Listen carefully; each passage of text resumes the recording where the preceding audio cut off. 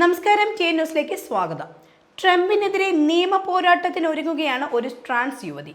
സ്ത്രീയായി തന്നെ നിർബന്ധിച്ച് പുരുഷനാക്കിയിരിക്കുകയാണെന്നാണ് യുവതി സോഷ്യൽ മീഡിയയിലൂടെ വ്യക്തമാക്കിയത്.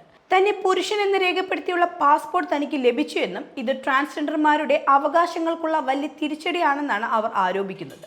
സായ പെരിസിയാൻ എന്ന ഇൻസ്റ്റഗ്രാം ഇൻഫ്ലുവൻസർ കൂടിയായ ട്രാൻസ് യുവതിയുടെ പ്രതികരണം ഇപ്പോൾ സോഷ്യൽ മീഡിയയിൽ വൈറലാണ്. ശസ്ത്രക്രിയയിലൂടെ താൻ പൂർണ്ണമായും സ്ത്രീയായി മാറിയതാണ്, എന്നാൽ ഇപ്പോൾ തന്നെ വീണ്ടും പുരുഷനാക്കിയിരിക്കുകയാണെന്നാണ് സായ പെരിസിയാൻ ഇൻസ്റ്റഗ്രാമിലൂടെ പ്രതികരിച്ചത്.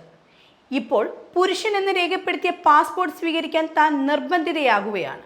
ശസ്ത്രക്രിയ നടത്തിയ സ്ത്രീ ആയതിനു ശേഷം എല്ലാ രേഖകളും സ്ത്രീ എന്നാണ് രേഖപ്പെടുത്തിയിരിക്കുന്നത്. കൂടാതെ അവിടുത്തെ പൗരത്വവും തനിക്കുണ്ട്. ഇതുകൊണ്ടൊന്നും ഭയക്കുന്നില്ലെന്നും താൻ ആ നാട്ടിൽ തന്നെ സ്ത്രീയായി ജീവിക്കുമെന്നാണ് അവർ വ്യക്തമാക്കുന്നത്. അതിനായി നിയമ പോരാട്ടത്തിന് ഒരുങ്ങുകയാണ് ട്രാൻസ് യുവതി. അമേരിക്കൻ പ്രസിഡന്റായി രണ്ടാമതും തിരഞ്ഞെടുത്ത ശേഷം ട്രംപിന്റെ ആദ്യ ഉത്തരവായിരുന്നു ട്രാൻസ്ജെൻഡർമാരെ വേരോടെ പിഴുതുകളയുക എന്നുള്ളത്.